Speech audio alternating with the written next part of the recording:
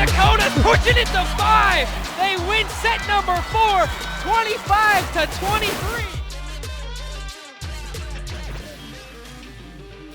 Hey Coyote fans, welcome back for another edition of the Coyote Volleyball Show. It is presented by Scooters Coffee. Coming up in the show, we will chat with Mattie Johnson of the South Dakota volleyball team, but we'll get it started with head coach Leanne Williamson. Her team coming off of a 2-1 record in the South Dakota Classic this past week. Coach, obviously a really good effort, a couple of 5-set matches, and then of course that sweep win over IUPUI. When you look back at the weekend, Thursday night matchup and a tough loss to Drake, and then 2 wins on Friday, how do you kind of assess the South Dakota Classic? I mean, first, it's a tough weekend. You know, we knew it was a short turnaround from last weekend, and 2 games in one day is always difficult, but we knew we were essentially going to play 3 games in about 27 hours, which is a lot of volleyball to be played. I think first, you know, our effort on Thursday night versus Drake, I think was a really good step for this team. Drake's a really good team. They're physical, they play the game really well, they're very good defensively, and they challenged us in some different ways, but I thought our team got better through that match. And obviously, you know, frustrated that we didn't end up coming out on the winning end in the 5th set, but we learned some things about ourselves right away.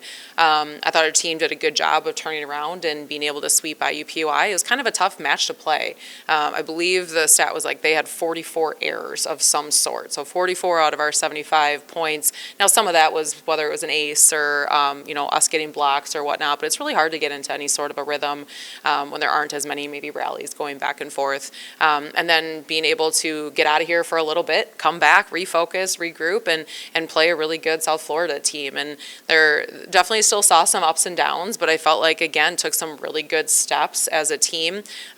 Started down big in the 5th set, which I'm sure we'll talk about, but really happy with the way we rallied. We talked last week about the challenge of that 11 a.m. matchup on Friday after the quick turnaround from Thursday. After a difficult loss in 5 sets, was that good to have an 11 a.m. matchup and get back onto the floor quickly? I mean, I think in some ways, yeah. I do think it is difficult, but, you know, we actually did find out our team likes playing 2 matches in a day. I don't know if I would have said that, but, you know, I think they like that, you know, you're kind of already in that mindset, you're in that zone. But this team has always been really good at refocusing and just understanding kind of how to take advantage of the task at hand, you know, which at the time, early in the morning, was breakfast and film. And they were very aware of what was going on, what they needed to do, and you could tell they were in a good mood. Coming in Friday morning and, you know, felt good going into that match. There were a lot of players that obviously had really good performances, otherwise you don't get victories the way you did, but it really felt like Kylan Seelock took a big step forward this weekend. She did. I mean, definitely Thursday night and Friday night were 2 really big matches for her. I think she struggled a little bit on Friday morning, but she did a really good job of refocusing herself again. And I think that's really important to be able to do. Not every player is going to be perfect, you know, and honestly, nobody will be. You know, and some of the best players that have gone through here have had matches that are off. And, you know, I think she kind of fell into that a little bit, but she was really able to attack that second match of the day versus South Florida. And honestly, kind of a 180 in some ways. But I think that's a really good sign of what she's going to be able to accomplish this season. I think you want to become one of those players that when you do have an off match, people are scratching their head saying, what the heck happened? Because they don't get used to seeing that type of performance. Yeah, and I think for her, she really hasn't been on the floor that long yet. You know, you talk about a few matches last year, and then obviously from the start of this season, but we're still in preseason, you know, so she's still learning through the experience, and that's what she needs. She needs to be on the floor. She needs to take those big swings and big moments and probably have success in some and probably error in some. And I think every opportunity is a great time for her to learn, and I think she's done that at a really high rate.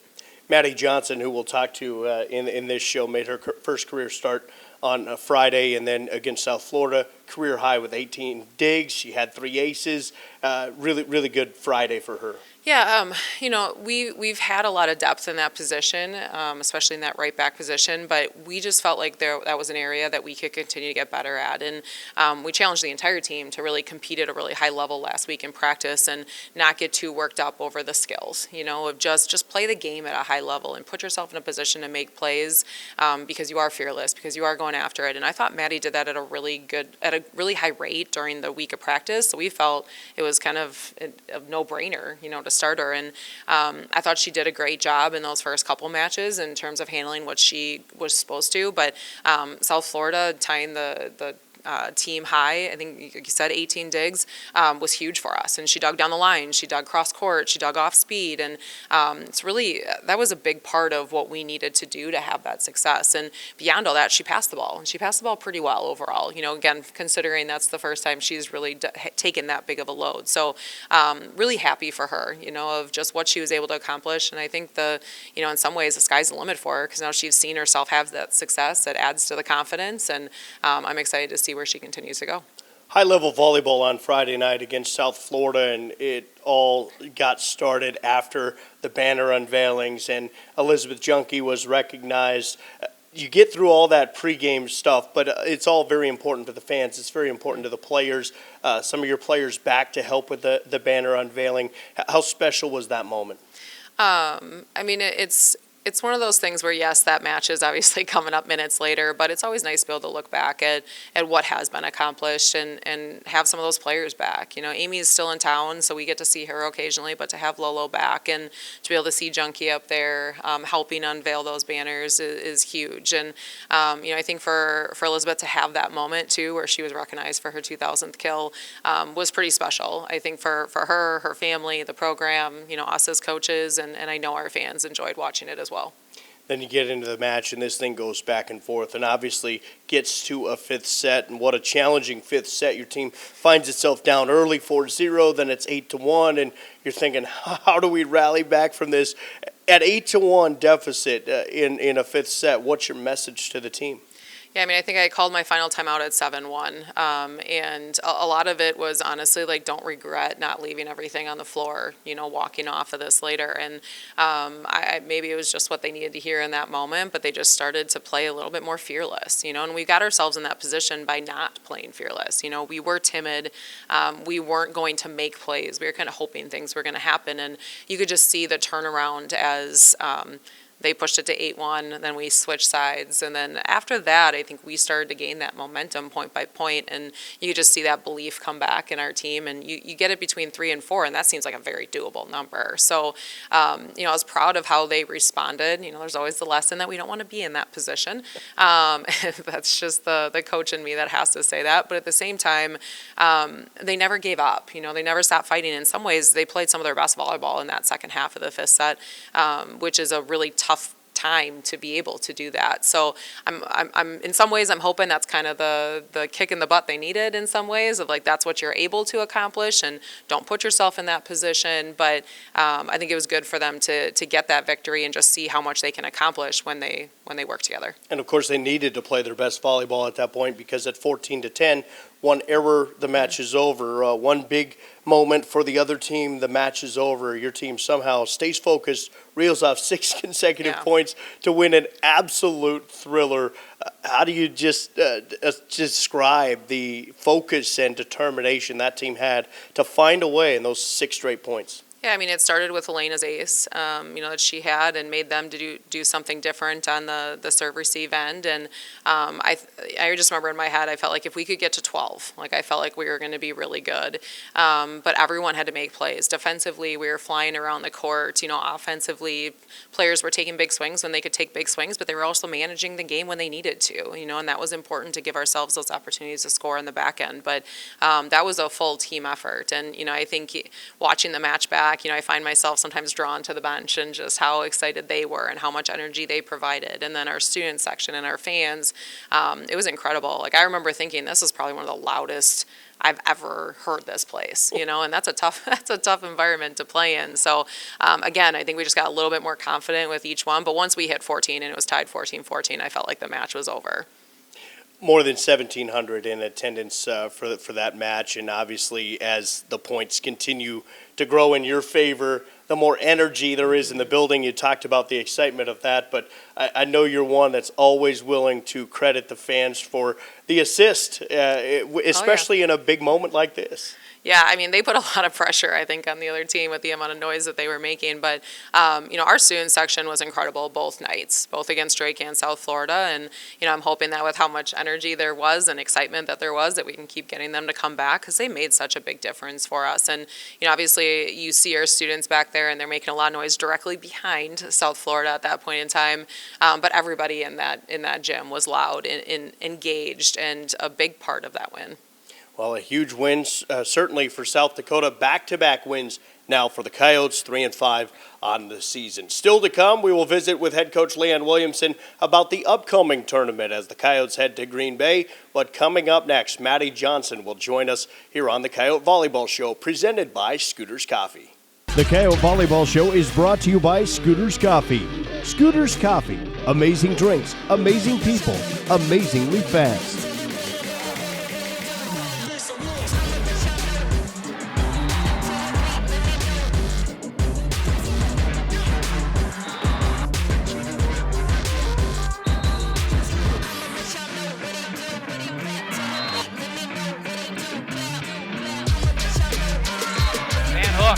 Up to Sealock, she just tips it, dug up by the Jags, but that one's out of bounds. Dug up by Schneider. Up the middle, kill attempt, dug up by Wolf. Van Hook, kill attempt, she gets it down. Puts it over. Schneider, Johnson, Sealock, tips by Schneider, and we're going to extras, baby. Dug up by Van Hook, Barrett, back to Sealock, he tips it, Dykes with the dig. Schneider, kill attempt. Back on the USF goal in South Dakota. Wins it in for Million over the USF goal. Oh my goodness, what a game. The Coyote Volleyball Show is brought to you by Scooters Coffee. Scooters Coffee. Amazing drinks, amazing people, amazingly fast. Welcome back into the Coyote Volleyball Show presented by Scooters Coffee. This week, our featured guest is Mattie Johnson, who made her first career start this past weekend. She comes to us from Potter, Nebraska, went to Sidney High School in western Nebraska. Mattie, first of all, how are you? How was the weekend and a couple of wins for you guys in the South Dakota Classic? It was good. That was amazing. It's always amazing to play in front of our home crowd, and I think off the start of the season, we were really looking forward to getting back and playing in front of a home crowd. You've been grinding in your career at South Dakota, and you worked your way into the starting lineup. What did that mean to you, or what was that feeling like on Friday, getting that opportunity? It's been just a lot of hard work behind the scenes, showing up every day, trying to find a way on how I can impact the team in the best way possible. And Friday, got that opportunity. What has been your focus individually as you've continued to try to work on things and find ways to continue to help this program? I think my focus has kind of it's shifted in different situations. Like at first I started playing more outside hitter on the left side, and then the last year kind of shifting more my focus to the right side. And then the last couple weeks just focusing more on that defensive and the backcourt. So just kind of all over the place. You had an opportunity against South Florida, obviously a tremendous match, 5-set winner. But you had, I believe it was 18 digs in that match and some ace serves in there. How much fun was that matchup Friday night? That was a super fun game. Just the atmosphere, like the intensity, and the competition was just unreal. What's more fun for you, the big dig or the ace serve? I don't know. It just kind of depends. Like sometimes the ace serve really gets us the momentum, but then a really good dig can set us up for one of our other players to make a play on the back end of it. Both of those things are very different. The ace serve, you get a break and a chance to celebrate. The big dig, it's not always a quick celebration. Yeah. You got to get focused right again. What's your mindset when you see an attacker going up for a big swing and you know it might be coming your way? Just trying to figure out, focusing on trying to pick up and read what the attacker's doing, and then also preparing for how the ball can come to me. Is it going to hit the block? Is it going to be a roll shot over the block? Is it going to come straight to me? Like, just preparing for all the different ways that it can come to me. Friday night was a whiteout, over 1,700 people in attendance for that match. How would you describe the atmosphere and the feeling on the floor? It was crazy. That was the loudest that I've ever heard the arena get, and just being able to feed off of the crowd's energy just really helps us kind of know what we need to do. Like, we can feed off of it and then make plays on the back end. That fifth set against South Florida, obviously your team fell behind early in that fifth set, rallied back, scored the final 6 of the fifth set. What was the message amongst the team to not give up in that match and find a way to rally the way you did? It was all about making plays. Like, we struggled in the beginning. We made some unforced errors on our end, and then it was just a way of digging in, finding a way to score, and then just build off the momentum that we kept getting. Big weekend with a couple of wins. There have been some ups and downs so far this season. How important was this weekend for your team to win 2 out of 3 in the South Dakota Classic and try to build some momentum? It was huge, and being able to play at home, that gave us some confidence, and then those wins gave us some confidence, and we were able to really find ourselves and figure out how our team can play together, how we make those plays, how we compete and fight, and now it's about finding the consistency of how we can do that every single game. What do you look for out of this team this weekend as you go on the road for 3 more matches? I think building off of this last weekend was one of the first times that we really felt like we were playing Coyote Volleyball. And so just finding a way to do that again this weekend on the road in a new environment. What do you hope to do when your time at USD is done? What's your major, and what do you hope to do in the future? I am majoring in accounting, and I'm going to go to grad school as soon as I'm done with my undergrad, and then down the road get my CPA license, and then kind of go from there. Very cool. Well, congrats on the weekend, and good luck this upcoming weekend. We look forward to seeing you continue to have that success throughout the course of the year. Good luck the rest of the way. Thank you. All right, that's Mattie Johnson joining us here on the Coyote Volleyball Show. When we come back, head coach Leanne Williamson rejoins us. We'll preview the matchups coming up this weekend in Green Bay. This is the Coyote Volleyball Show presented by Scooters Coffee. The Coyote Volleyball Show is brought to you by Scooters Coffee. Scooters Coffee. Amazing drinks, amazing people, amazingly fast.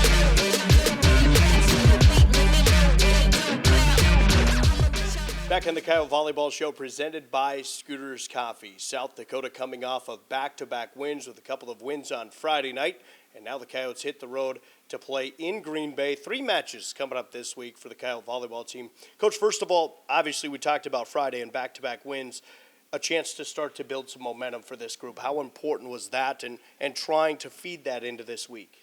Yeah, I think it's huge. You know, a lot of times to build confidence, to really see yourself getting better day by day, like, you have to see yourself do it, you know, and I think both against, especially against Drake and South Florida, I feel like we just took a really big step as a team, just in terms of seeing ourselves play at a high level consistently, and doesn't mean you're always going to come out on the winning end, and, you know, obviously Drake showed that, but at the same time, we had a lot of positives that we could take away from that match, and, you know, sweeping IUPUI, which I think is always hard to sweep a team, and then being able to go into another 5-setter versus South Florida and be able to rally and come back and win just continues to build that momentum. And I think in a lot of ways, I do feel like it could be the turning point for this team. And not that we've played terrible volleyball throughout, but we've been challenged and we haven't always pushed back in the way that we would like to as a program. So I'm confident that this week is going to be a good week of practice and continue to just basically build upon what we saw ourselves do this weekend and just keep getting a little bit more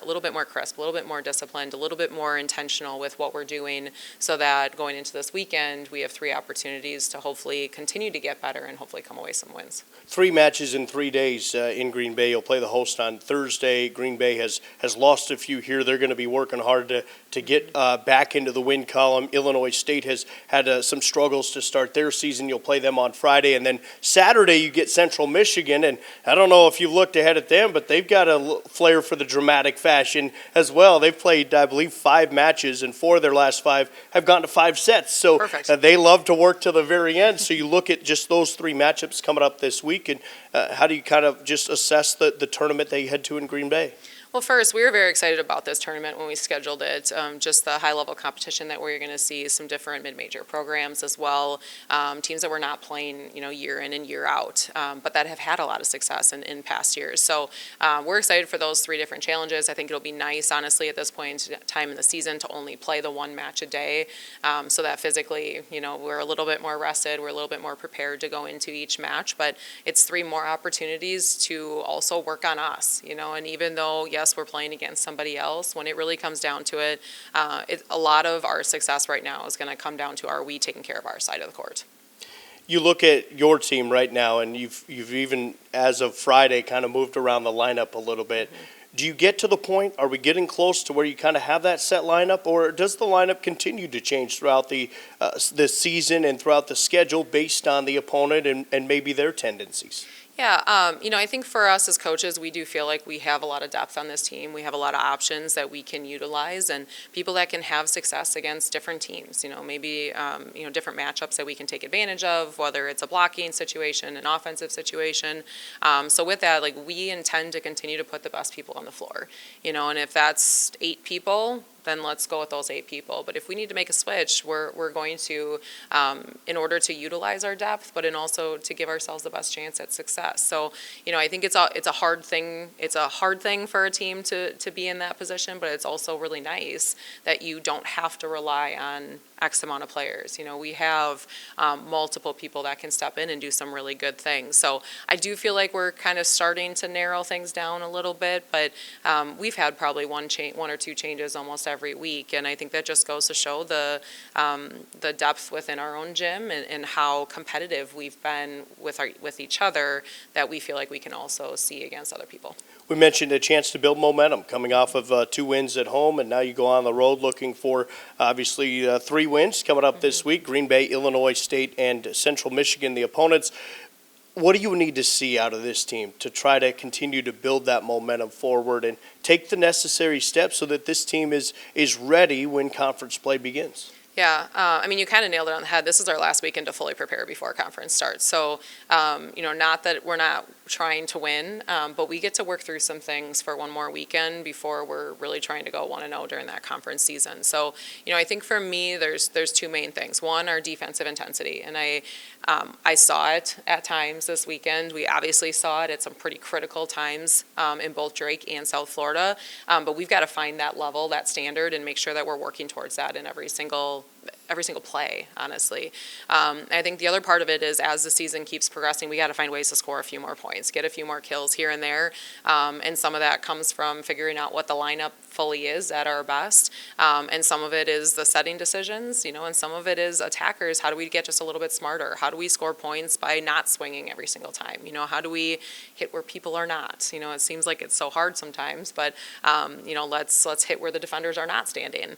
But that comes with experience. That comes with practice. That comes with those repetitions, and but definitely things that we're looking for this weekend. Certainly a great opportunity this weekend in Green Bay, Wisconsin. Coach, thanks for the time. Appreciate it as always. Have a great week, safe travels, and good luck this week up in Green Bay. Thank you.